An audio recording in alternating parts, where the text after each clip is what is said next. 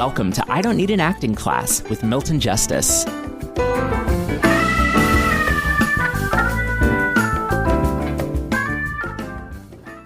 I thought the real addition to character work was being able to understand that the character isn't you. And because it isn't you, you can build them as a separate person that you then step into. And I like that. I like the idea of that. It allows you to try on a little bit of him. I mean, look, here's the thing about working on acting. You begin to develop a real understanding of human beings. And the second that you look at him and think, I wonder what he thought about, fill in the blank, whatever, it's like, that's so interesting.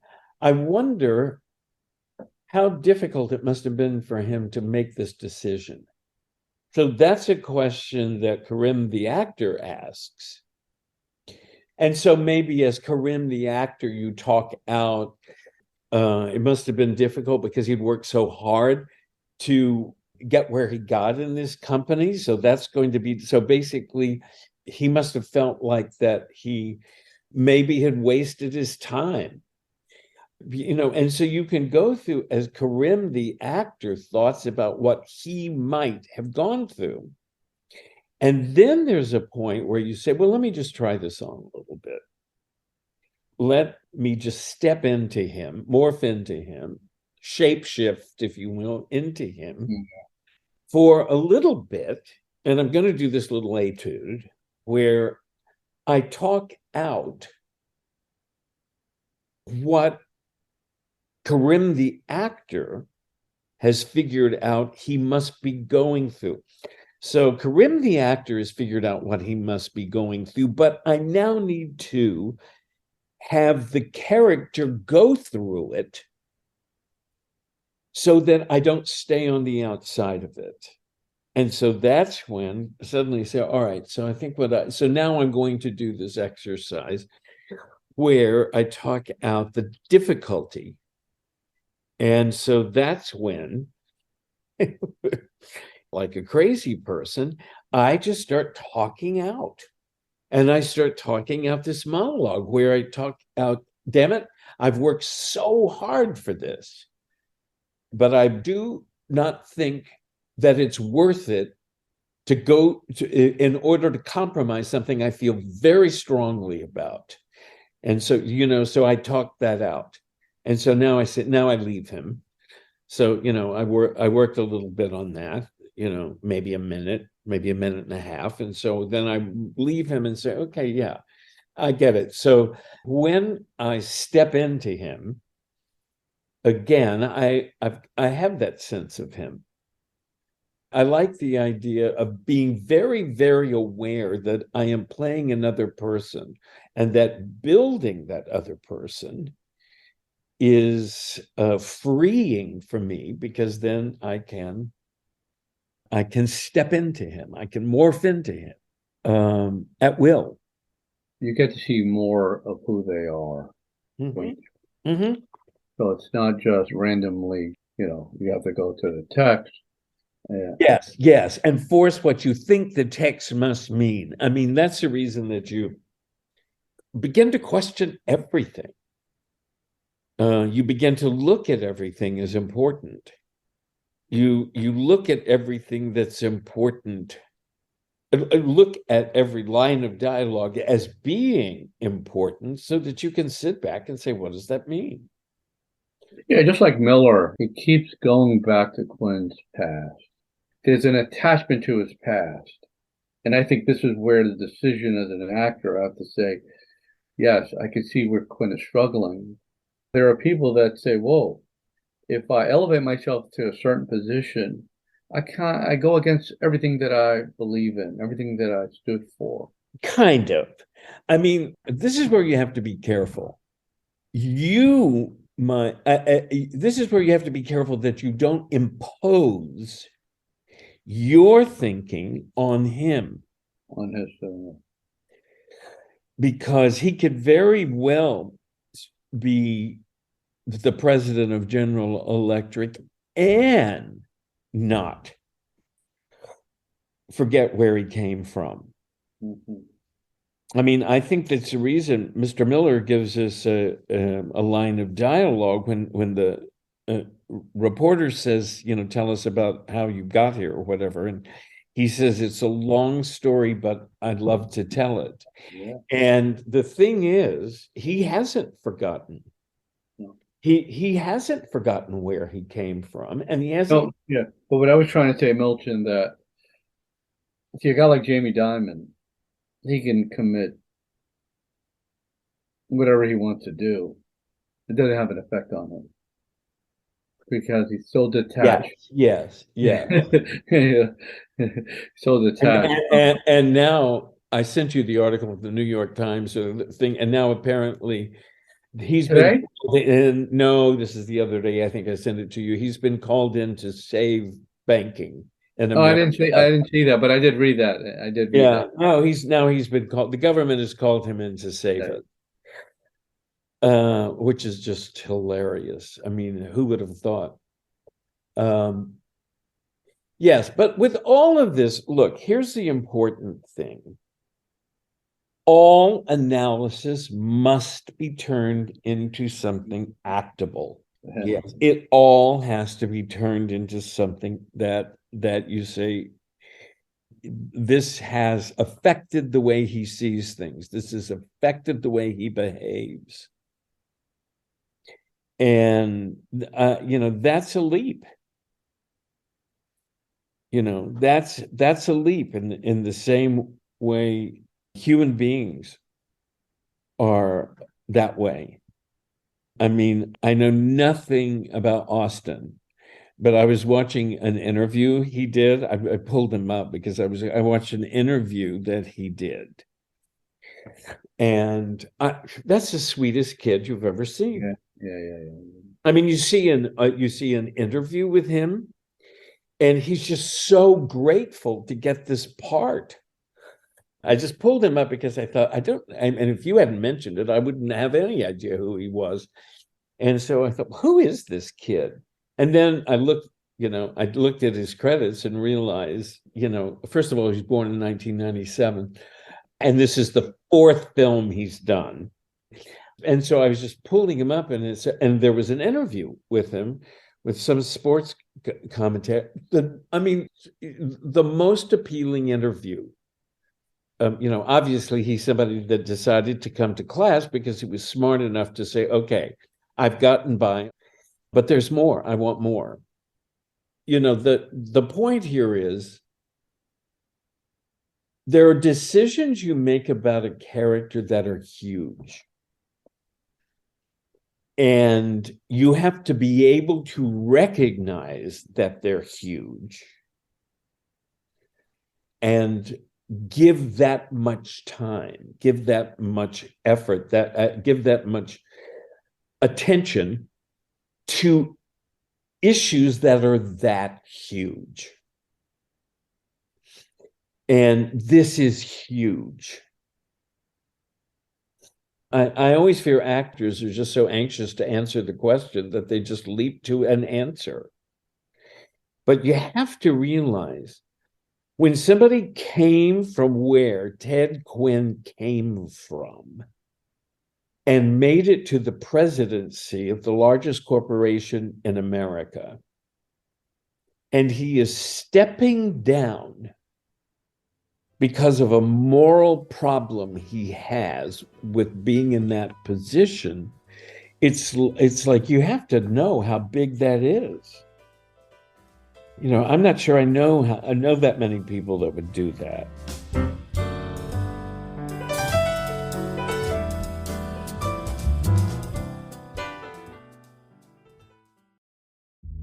Build a routine with Ollie that supports your wellness needs, like getting your daily vitamins and minerals with Ollie's multi-gummies, or keeping your mood upbeat with all the vitamin D in Hello Happy.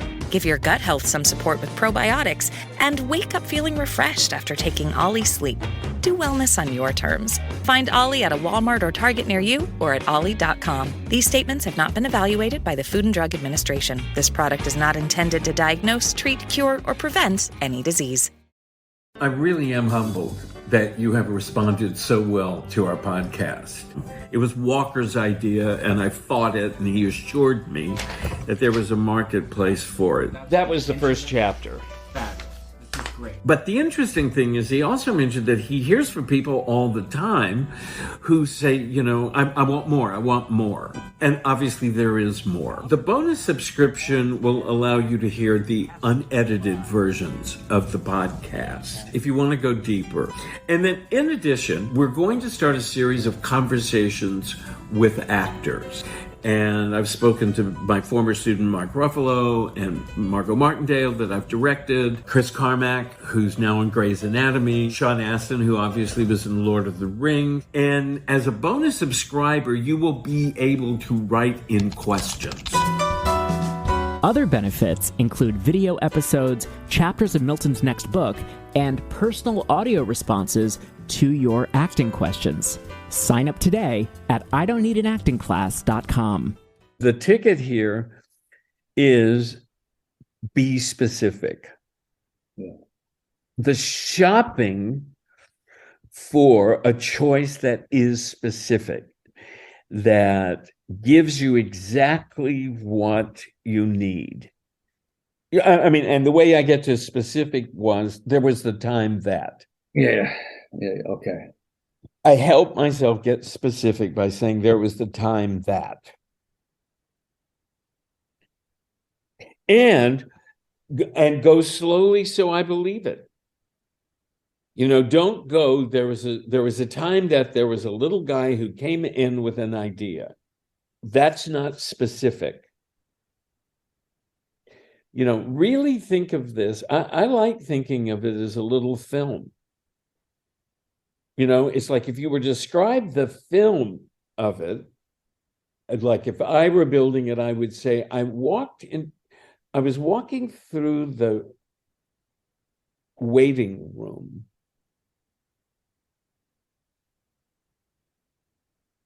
And there was a very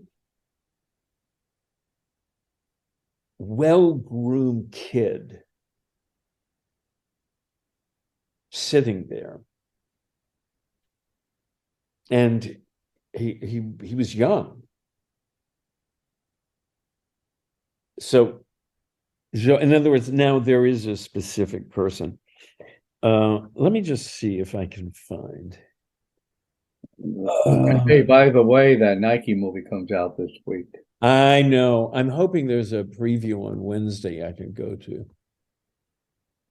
And just so you know, I'm pulling up 5 inventions of the 1930s. Yeah, that's what I've been looking at. Okay, I got it. Okay. Oh, you're gonna. So the direction I'm going is, and so the kid piped up and he said, Mr. Quinn, what do you think about having a radio in your car?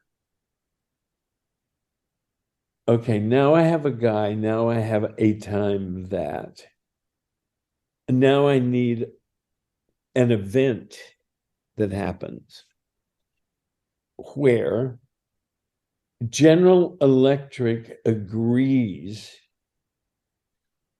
to put his idea with his schematics into development, but they wanted 50% of the profits. And this kid had done a lot of work. It was workable. And he took it because it's the middle of the Depression. So, I mean, that's the thing. So, in other words, now I have a specific and I have something. And I have something that weighs on him. And by the way, I understand it. Walker and I've been worked all day yesterday, aside from class, and we've come up with an idea that we think is absolutely fantastic. And because we know nothing about this area, and maybe it won't be, but I figured out who to call. But and of course, if somebody said that was a really good idea and they'd develop it and they wanted 50%, would give it to them. Because we don't know anything about this area. The point is, I have to know how big it is. Yes, absolutely. It was such a big decision that he was willing to step down as president of General Electric. I have a question for you, Milton. In play, sometimes things are fictitious. Someone deciding what Quinn did, we would have to really look for someone in real life. No, I never would ever. I have no interest in that whatsoever. Okay. I'd much rather have the kid that had the idea for the car radio. Okay.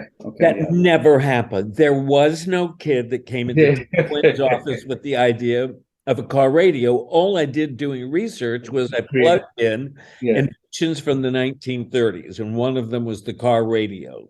I stole that, gave it to a kid sitting in his office. Okay. I find working with real people, I don't know, sometimes it's good, sometimes it isn't. I like the car radio. Okay. I thought that was as soon as I saw car radio, I thought that's cool. That's the sort of thing somebody would have brought to General Electric. Every choice is a choice to excite you. You might not like the car radio. I mean, the other things, where else? What else was it? I also like sliced bread. Something general doesn't feed you. That's why.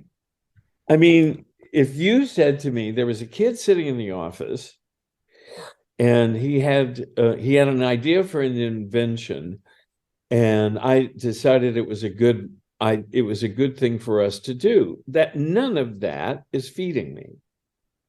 It could, but it just wasn't. But as soon as I know what the invention was,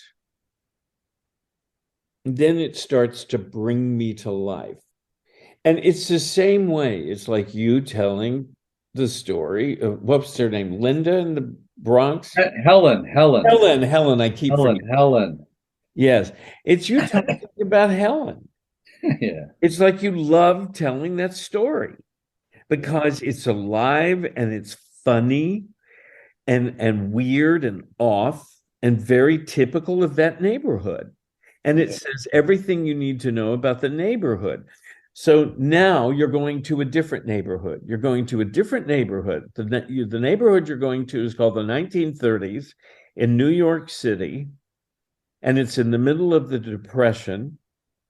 And you're an executive at General Electric. That's your neighborhood. So now, in the same way that you talk about your own neighborhood from the Bronx, you will now talk about the new neighborhood. I'm going to build a kid in the office to engage you as much as Helen engages me. So if you could have seen this kid, you have never seen a kid who was more disheveled. I mean, it was like you thought to himself, didn't your mother comb your hair for you this morning? Mm-hmm. And everything about it was bless his heart, it was a shabby suit, but he was wearing a suit. And it was obviously a hand-me-down suit, mm-hmm. because it was way too big for him. But he had a little tablet with some drawings in it. And when he saw me, he said, "Mr. Quinn?" And I said, "Yes." And he said, and he just handed me the tablet. And I thought, this kid's a genius. But you see what I mean? It's like I have found a way that I am now falling in love with the choice of how I'm building the kid. And I can go on. If I lose the kid, I've got other things. I can tell you about the pants he was wearing and the shoes. I Don't Need an Acting Class is created and hosted by Milton Justice. Producer is me, Walker Vreeland, and director of online media is Evan Sollers. Music is by Jeffrey Keyser. Please subscribe, rate, and review the podcast. You can find us online, idon'tneedanactingclass.com, and you can continue to send your questions to Milton at questionsformilton@gmail.com. Thank you so much for listening, and we'll see you back here next week.